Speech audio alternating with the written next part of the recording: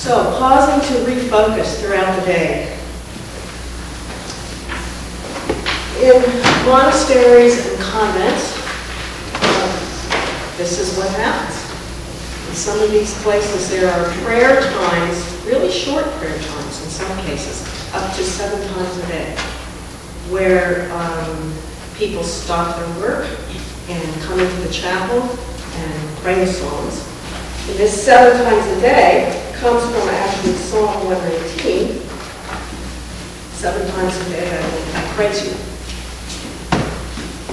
Last week I also, in Kentucky, visited the Trappist monastery that was made famous because Thomas Merton lived there and worked there and did a lot of his writing there.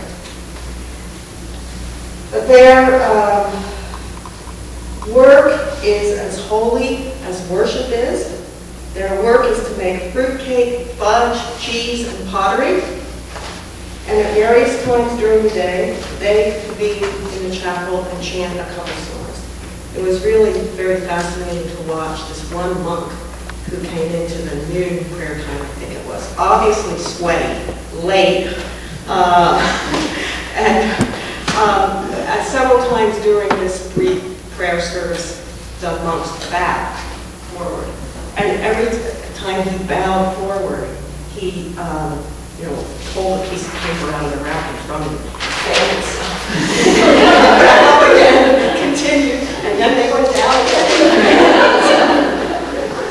So work and prayer were very interconnected for this guy. But this has the effect of bringing a person's whole focus back to God and reminding them also that their work is holy. And this way of praying, this way of doing things has been going on for since the 6th century at least in these various communities. So just recently, a woman named Corinne Ware wrote a book called Saint Benedict on the Freeway. Saint Benedict was one of the people who established these particular hours of prayer. And she's saying, okay, most of us can't do something like that, right?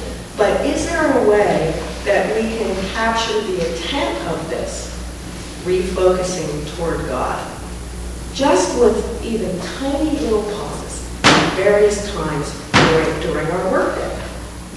So, and what I have written here, then, what I have typed out here, are some suggestions from her and from some other people about how we might do this. Various writers on this,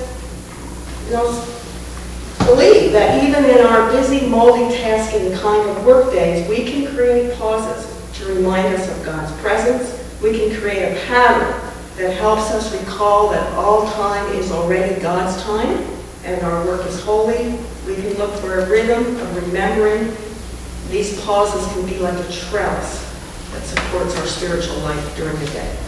So here are some suggestions, and after we go through these, I'll give you some time to think about it for yourself, and then also to talk with others.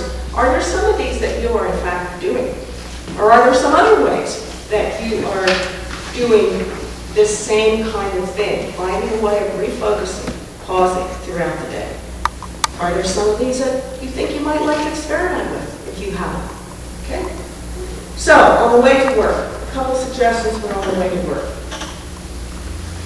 Drive, bike, or walk, however you get to work, in silence, asking that your work be a gift to God, to others, and to yourself today.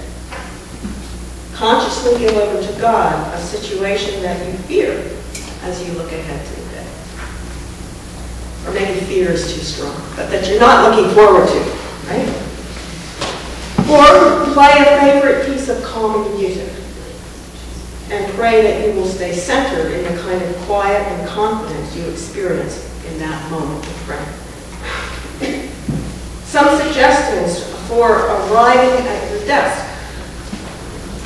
Have some prompts at places where you see them when you arrive.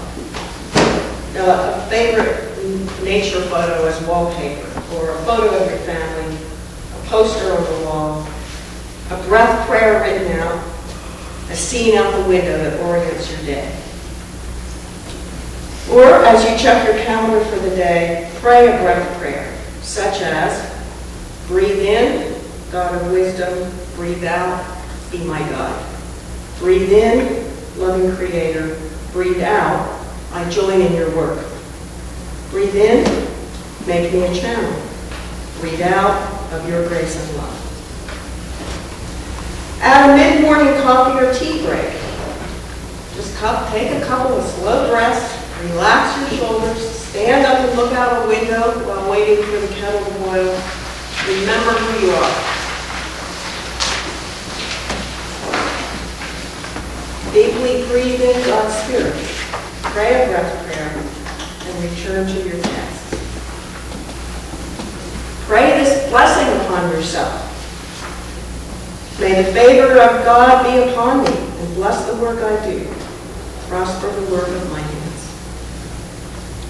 And if writers who write about this mid-morning time, say, most of the, depends if we're working half the day in our job or the whole day, but even if we're just working the morning, the mid-morning time is a time that we can still reorient how we're feeling about the day, right? If things are not going as we had hoped, there can be a way to take a pause and get into a different space. A day isn't that far gone yet at that point, okay? At lunchtime, traditionally the prayer hour that is kept in monasteries at lunchtime is a time to think of the larger world. So you could breathe a prayer that your work may fulfill its purpose of benefiting the larger world. Or pause and ask for the courage to live the remaining day with integrity and faithfulness and a thought for other people's needs. And always get up, move around, go outside if possible. Consciously look again at the prayer prompts around your desk as you settle into the afternoon and breathe your breath of prayer. And then at the close of the workday, whenever that workday closes for you, it could be at noon or 3 o'clock or whatever, as you tidy your desk and turn off the computer, consciously release the work and relationships of the day to God. Or drive, walk, or bike home in silence, focusing on some of these kinds of questions. What caused me to smile today? What inspired me? In what way was my work a gift to others today? A gift to God, a gift to myself. What, by God's grace, do I hope to do differently tomorrow? And what can I look back on and say, I was on holy ground, and I didn't know. So take just a couple minutes now and think about this. Are there some of these kinds of things that you are doing? And what are they? If they're some of these things or some other things. Are there some pauses or prompts you'd like to experiment with? And which end of the day questions of the ones listed attract you? Because generally, a person wouldn't think about more than 1 or 2 of those. But there may be 1 or 2 that are especially attractive. So think about it for yourself, and then again, we'll talk to other people around us.